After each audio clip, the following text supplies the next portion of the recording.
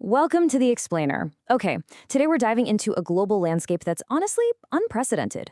We're going to navigate the incredibly turbulent 2026 economy to find exactly where this smart money is flowing right now. See, there's this massive, growing disconnect between the heavy, slow-moving physical economy and the explosive, high-margin digital economy. Today, we're going to bridge that gap. We'll break down exactly what's happening globally and then show you how to position yourself to actually profit from it. Okay, let's dive into this. We're going to zoom in step by step today. First, we'll look at the macro reality, then the digital pivot, and finally wrap up with the individual playbook. All right, Act 1, the macro reality.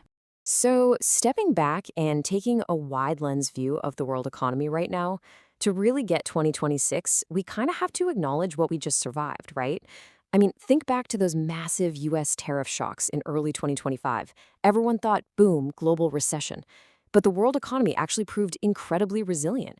We squeezed out 3% growth last year. Companies pivoted their supply chains lightning fast. But, and this is a big but, that resilience is being seriously tested right now. The extra costs from those tariffs and all the new protectionism, they didn't just magically disappear. So the economy is sturdy, yeah, but it's like glass, extremely fragile, and we've absolutely got new dark clouds gathering on the horizon. Now, if we break this down by region, Asia is still the undisputed heavyweight champion of global growth, taking up the biggest piece of the global pie. But even there, the gears are shifting. China's economy is maturing, slowing down to a growth target of around 4.5 to 5.0%. They're focusing way more on strategic self-sufficiency now rather than just explosive consumption. And then over in Europe, well, they're facing a really fragile, uneven recovery. We're looking at a pretty sluggish 1.2% growth projection this year, mostly because folks are hesitant to spend and productivity growth is just flat. And this dynamic brilliantly illustrates exactly where a lot of that fragility is coming from. Because look, companies can eventually adapt to trade tariffs, sure, but sudden, massive spikes in global energy and transport costs, you can't just bypass that.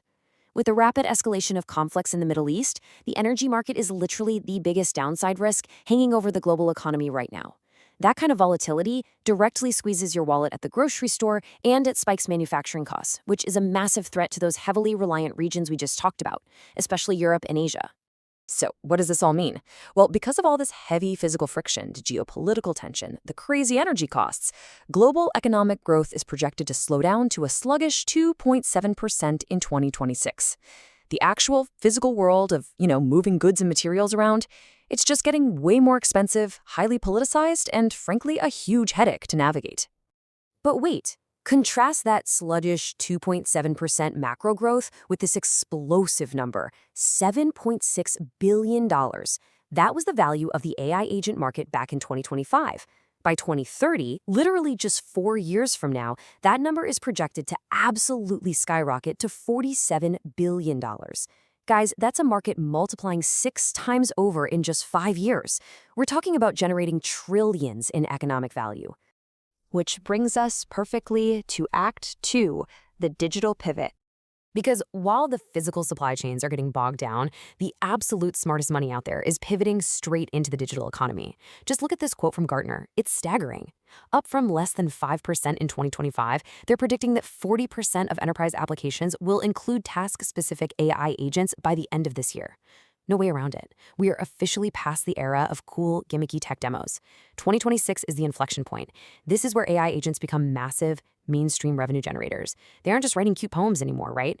They're actively qualifying leads, handling Tier 1 customer support, and completely overhauling how local businesses operate. And naturally, as the tech shifts, the business models have to shift right along with it. Think about the old software as a service model. Companies charged per seat or per user. But that makes absolutely zero sense when a single AI agent can do the repetitive grunt work of 5 humans. I mean, why would a client pay per seat for an AI? They wouldn't. The new way, the highly profitable way, is outcome and usage-based pricing. It's brilliant. You don't charge for the technology itself, you charge for the actual result. The most innovative players are charging per resolved customer support ticket instead of a flat monthly software fee. The client takes zero risk, and you, the creator, get paid for the undeniable value you're delivering. Now, what's absolutely fascinating is the striking difference in gross margins across these new business models. Traditional AI dev shops, they're running at maybe 50 to 60% margins. Solid, but not mind-blowing. If you're selling AI agents on local retainers, That bumps you up to about 65 to 75%. But white labeling AI agents? That is where things get crazy. That drives margins up to an astonishing 80 to 90%. Why? Because it's the ultimate build once, sell to many play.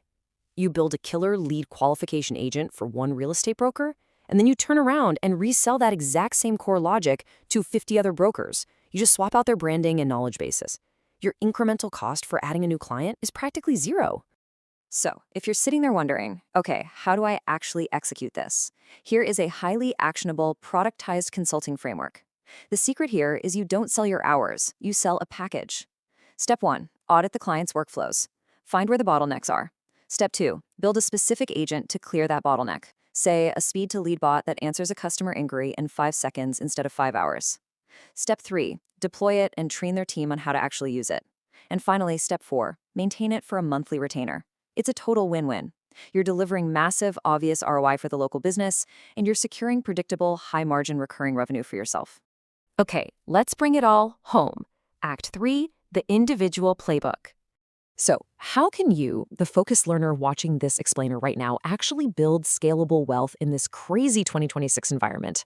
Well, the absolute beauty of this digital pivot is that you don't need to go take out a massive commercial real estate loan to get in the game.